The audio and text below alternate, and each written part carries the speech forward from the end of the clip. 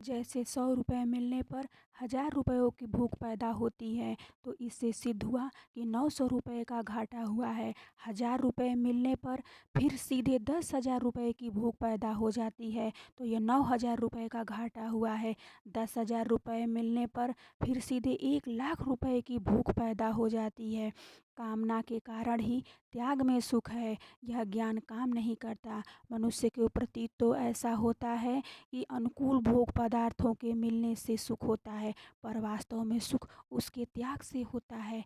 यह सभी का अनुभव है कि जागृत और स्वप्न में भोग पदार्थों से संबंध रहने पर सुख और दुख दोनों होते हैं, पर सुषुप्ति अर्थात गाढ़ निद्रा में भोग पदार्थों की किंचित भी स्मृति न रहने पर सुख ही होता है, दुख नहीं। इसलिए गाढ़ निद्रा से जागने पर वह कहता है कि मैं बड़े सुख से सोया।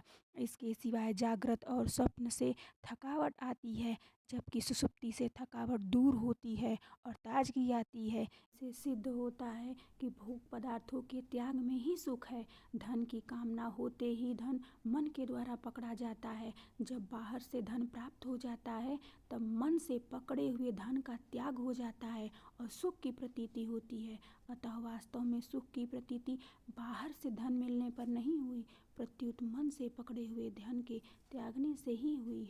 यदि धन के मिलने से ही सुख होता तो उस धन के रहते हुए कभी दुख नहीं आता, परंतु उस धन के रहते हुए भी दुख आ जाता है। जब मनुष्य किसी वस्तु की कामना करता है, तब वह पराधीन हो जाता है। जैसे उसके मन में घड़ी की कामना पैदा हुई, कामना पैदा होते ही उसको घड़ी के अभाव का दुख होने लगता है, तो यह घड़ी की पराधीनता है। वह सोचता है कि यदि रुपए मिल जाएं तो अभी घड़ी खरीद लूं, अर्थात रुपए के होने से अपने को स्वाधीन और न होने से अपने को पराधीन मानता है। यह मान्यता बिल्कुल गलत है।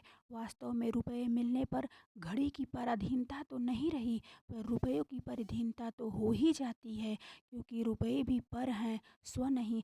जैसे वस्तु की कामना होने से वह वस्तु की पराधीन हुआ, ऐसे ही रुपयों की कामना होने से रुपयों के पराधीन हुआ। पराधीनता तो वैसी की वैसी ही रही, परंतु कामना से विवेक ढक जाने के कारण मनुष्य को वस्तु की पराधीनता का तो अनुभव होता है, पर रुपयों की पराधीनता का अनुभव नहीं होता है।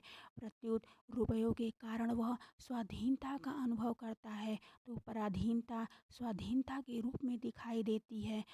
उस पराधीनता से छूटना बड़ा कठिन होता है।